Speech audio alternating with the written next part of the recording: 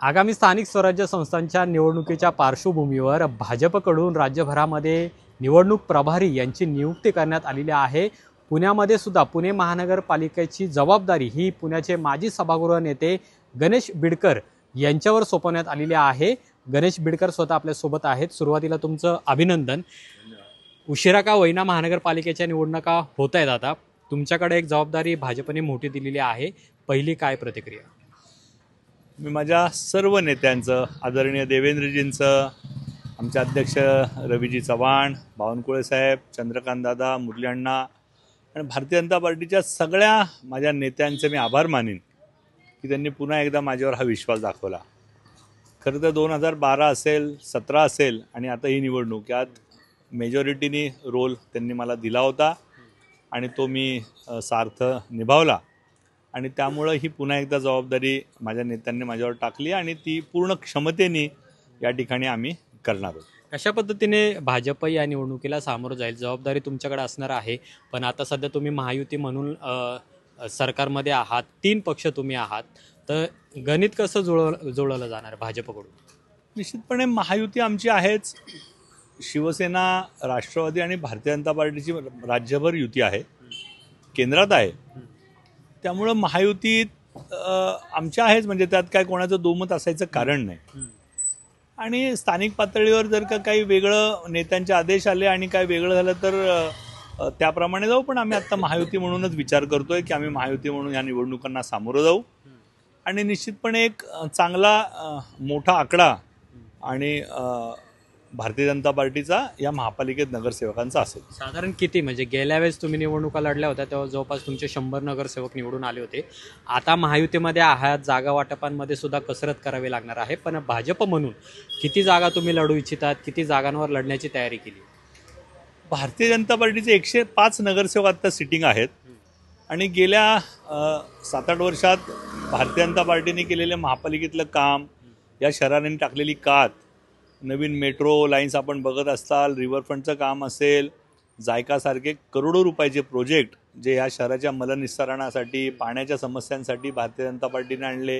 आदरणीय देवेंद्रजींच्या नेतृत्वाखाली पंतप्रधानांनी या शहराला 1000 कोटी रुपयांचं अनुदान दिलं। असे अनेक प्रोजेक्ट आहेत जे शहर कात टाकतंय। म्हणजे पुढील 5 वर्षात हे शहर भारतातील नव्हे तर देशातील नव्हे तर जगातील एक लिव्हेबल सिटी म्हणून या ठिकाणी उदयाला येतंय आणि त्याचं सर्वस्वी श्रेय आदरणीय देवेंद्रजींना आणि मोदींच्या दूरदृष्टीला द्यावं लागेल आणि त्यामुळं त्या विकासाच्या बळावर आम्ही या ठिकाणी मतं मागणार आहोत आणि 105 तर आम्ही आत्ता आहोतच, तो 120 भारतीय जनता पार्टीचे नगरसेवक या महापालिकेत असतील असा आमचा प्रयत्न आहे। महापौर हा भाजपचाच असेल महायुतीमध्ये? आमचे नेते ठरवतील, पण भारतीय जनता पार्टी 120 जणांचा या ठिकाणी संच भारतीय जनता पार्टीचा नगरसेवक 120 असतील अशी। दुसरीकडे विरोधक आता प्रचार करतायत की दुबार मतदार आहेत, पुण्यामध्ये जवळपास 80,000 दुबार मतदार आहेत असा त्यांचा आरोप आहे। याला तुम्ही कशा पद्धतीने संघटनामध्ये हे त्यांचे जो काही अपप्रचार असेल किंवा त्यांचे जे काही आरोप असेल ते तुम्ही निवडणुकीमध्ये खोडून काढणार आहात, तशा पद्धतीने तयारी केली जाणार आहे?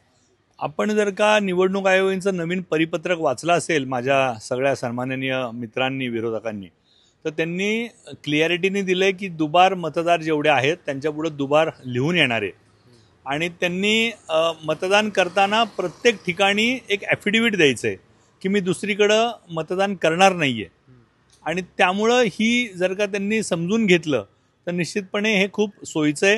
याच्यासाठी एक क्रांतिकारी पाऊल आहे की दुबार मतदार असणं हे त्याच्यापुढे दुबार नाव लिहून येणार आहे, सुमोटो येणार आहे, निवडणूक आयोग हे करणार आहे, त्यासाठी त्यांनी सॉफ्टवेअर डेव्हलप केलं आहे।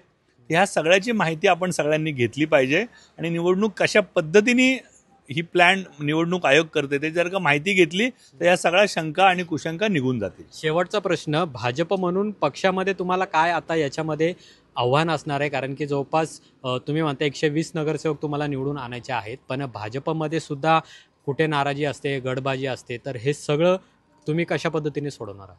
भारतीय जनता पार्टी एक परिवार आहे। या शहराचे आमचे अध्यक्ष धीरजजी घाटे आहेत, त्यांच्या नेतृत्वाखाली आम्ही इलेक्शन लढणार आहे। केंद्रीय मंत्री मुरलीधर अण्णा असतील, माधुरी वहिनी असतील, चंद्रकांत दादा आमचे पालक, यांच्या नेतृत्वाखालीच ही निवडणूक लढणार आहे। त्यामुळं मतांतर ही भारतीय जनता पार्टीत एका लिमिटपर्यंत असतात आणि एका ठराविक वेळेला गेलं तर भाजपमध्ये कधीच मतं आणि मतांतर नसतात. हा अनुभव आपण पण घेतला आहे. निवडणुकीच्या तिकीट वाटपापर्यंत आम्ही स्पर्धा करू, पण निवडणुकीचं तिकीट वाटप झाल्यानंतर भारतीय जनता पार्टीचा सच्चा कार्यकर्ता हा कमळाचं काम करतो, भारतीय जनता पार्टीच्या पाठीमागे आपली ताकद उभं करतो आणि हीच आमची स्ट्रेंथ आहे.